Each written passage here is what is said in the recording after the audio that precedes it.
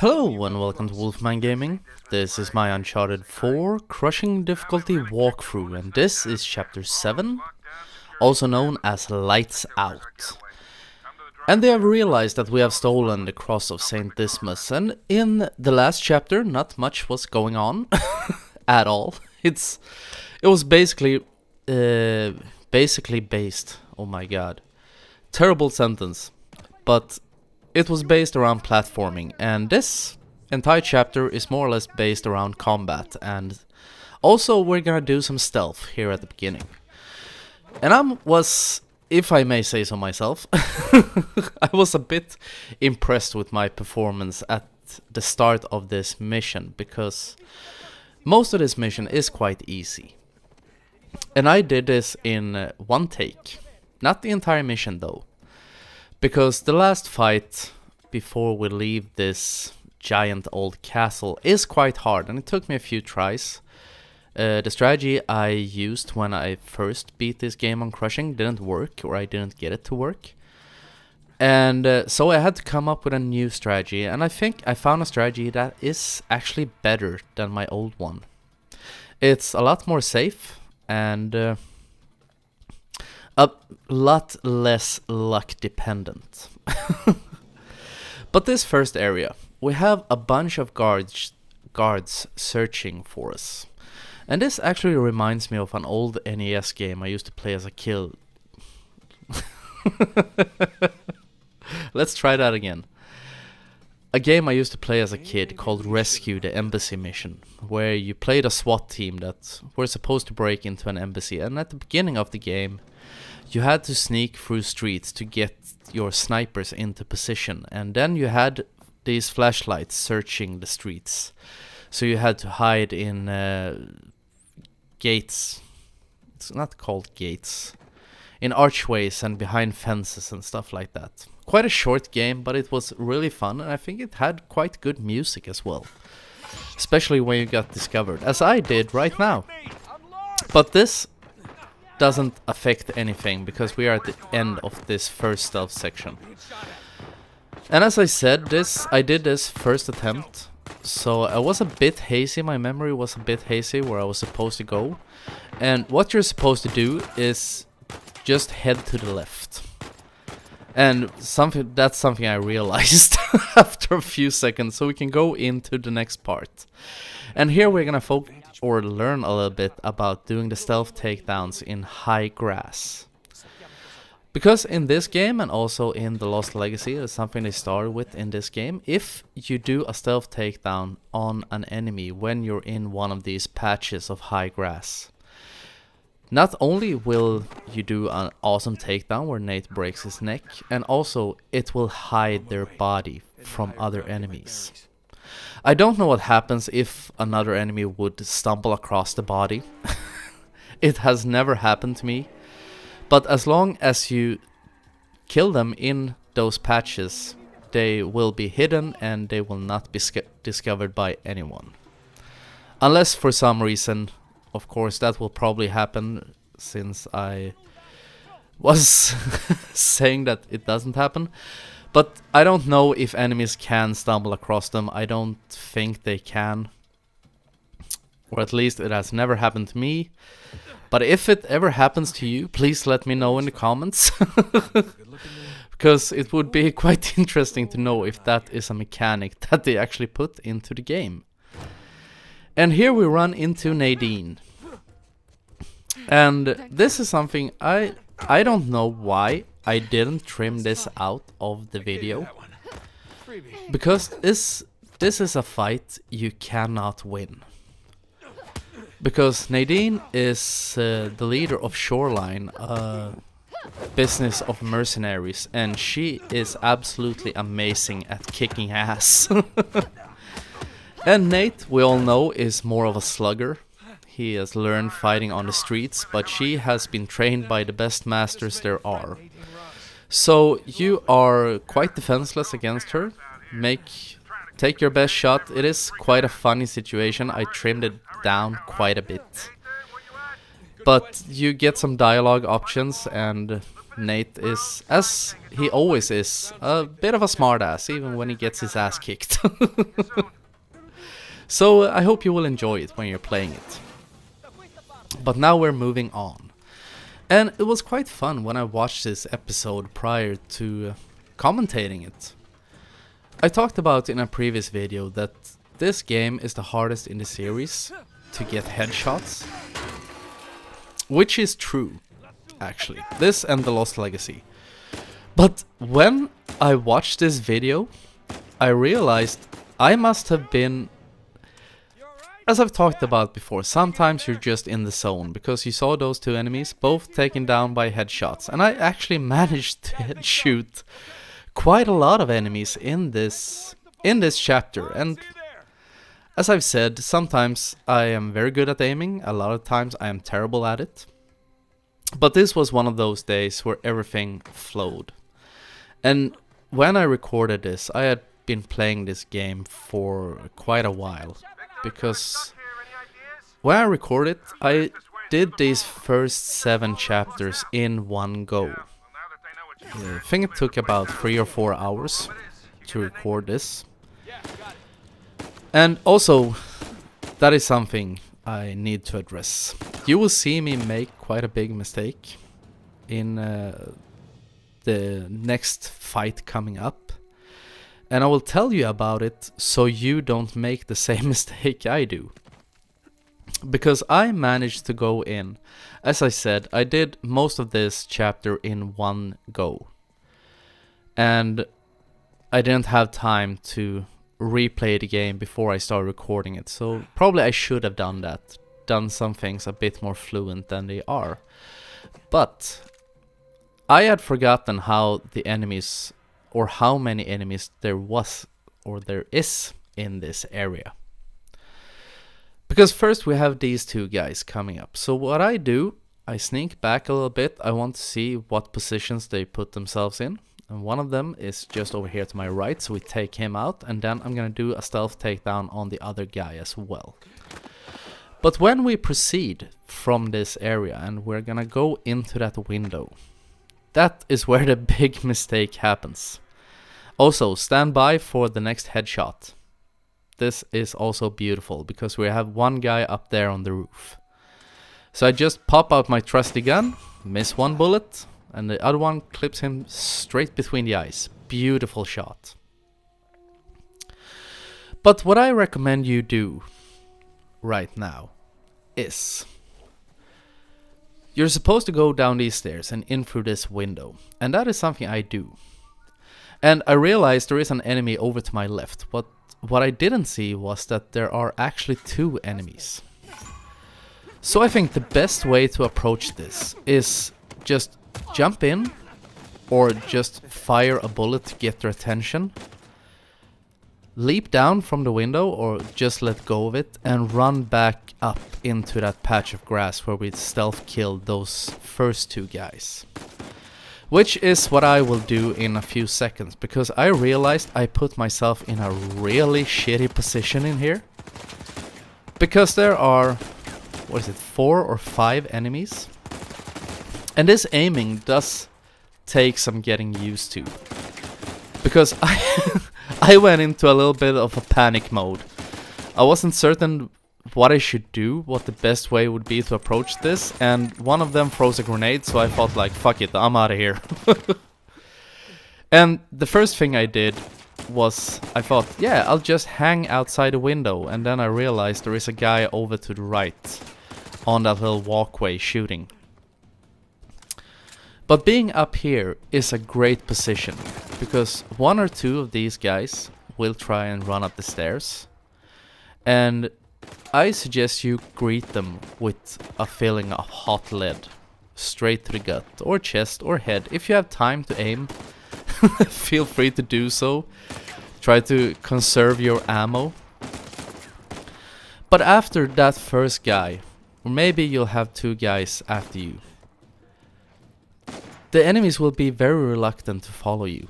They only have that window to go out through. Also, once again, another headshot. I was on fire! But they cannot hit you up here. And if, or they can hit you, but there is great cover up here. They will stay at a distance because after the first maybe 1 or 2 guys follow you, the rest of them will not go out. So you have the advantage of distance. And also, whenever one of them throws a grenade, which we all know, if you have played this game or if you've listened to me talk about it, they love throwing grenades. But since this is such a big area, you are completely safe. Whenever one of them throws one, just run. Move behind that stone bench or whatever it is. Or just move further up. Or whatever. And also, before we move on, make sure to loot through all the bodies. Try to pick up as much ammo as you can. Because we have quite a big fight at the end of this chapter. Where it's divided into 2 sections. First, you're gonna be in a room with 2 waves of enemies, and then we're gonna head outside, and there gonna be another 2 waves of enemies actually, even 3 depending on how you count. But before we get there, we have 3 more guys to get past. And I was checking around, as I said, once again, 1 take, wasn't quite sure when they spawned in. But those 3 guys are triggered by you moving this cart. When you get into that little park area, they will show up. And this is also one of those moments where I make a little bit of a mistake. It's not exactly a mistake, because this was a bit improvised as well. Because there are 3 enemies, and as I remembered, which was a mistake on my behalf, that if you get spotted, they will get reinforcements. And this isn't the case at all.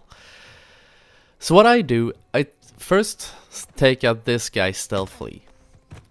And when you get close to the edge of high grass, start mashing the square button. Because if an enemy isn't standing in it, he's standing just outside it. If you get a little bit lucky, Nate will jump out, break his neck, and pull him into the grass, which will conceal his body to his friends. And now I just wanted to check this guy's patrol pattern and do a little comparison between his patrol pattern and the guy standing up on the roof. If I had remembered that there were only 3 guys here, I would just have popped a headshot on that guy and then taken out his friend up there. But I decided to be a bit more cautious. So we have to do the waiting game a little bit. Something you have to do at times in these games. When you want to do the more stealthy approach, sometimes you're gonna have to wait and for that opportune moment. But now I see that guy up there is looking the other way, and this guy is in high grass, so we can just sneak in and choke his neck. Break his neck. And now, just shoot this last guy. That is what I will end up doing. Because I wanted to be really sneaky. My plan here was to move this cart, get up on this roof, and get over to him before he managed to turn around. Didn't work out very well, so I just shoot him in the crotch instead. Because that's what a manly man does. And I'm a bit sad that you don't get too much ammo for the para here in the beginning, because I really like the para pistol in this game. I'm using the Aegis, or whatever it's called, because simply for the reason that I get the most bullets for it. And now we're gonna go into our first real trial by fire, because this fight can be quite hard. So the first thing you want to do as soon as this fight kicks off is run down this corridor and jump in through this window. This will put you in this little wardrobe or whatever it is. One guy with a shotgun will almost always try to vault over the desk and get in here. That is a really great thing, Because shotguns have amazing stopping power. It has been like that in all the Uncharted games, and if they make more of them, which I assume they will do, because developers never let go of a series that's making money, I think we saw a little tendency to that with The Lost Legacy. And I'm quite sure they will make more Uncharted games. Probably not with Nate in the leading role, but perhaps more with Sam and Sully, or maybe Chloe and Nadine out at new adventures. Or why not another member of the Drake family? But anyway, when you have killed a few enemies, Sam will say something along the lines of they're bringing their friends or they're getting reinforcements, something like that. And that will tell you that you have taken out the first wave. And the first wave is by far the most aggressive. The guys you need to look out for are the guys carrying shotguns. Because shotguns, as I said, they have amazing stopping power. But they aren't well in the range department. They aren't well versed in the range department. They are great at close range. As soon as they are more than a few feet away, you're shit out of luck. And now I'm gonna disprove myself by killing that. No. Now that's what I call close range. Straight to the face. I'm amazed he even had his head left. Because that face should be pulverized, son. But these last enemies, I think there are 3 or 4 guys left now in this room. They will not move up either. They love to hang back and just try to turn your little room of safety into Swiss cheese. So what I'm gonna do is push up a little bit instead. Try to get into a good position where I can hit them without them hitting me. Which is quite a bit harder in this game than in the previous games. As I've said, they changed it so... Also, once again, another headshot. But the cover trick doesn't work in this game. And neither in The Lost Legacy either. Which is a bit sad, because the cover trick is really fun to use and it's really empowering to use. It is borderline cheating. Or not exactly cheating, but it is using a little bit of an unfair advantage at times. So, but it doesn't work in this game. Once again, headshot and another one. Oh my god, I'm going through this Dirty Harry style.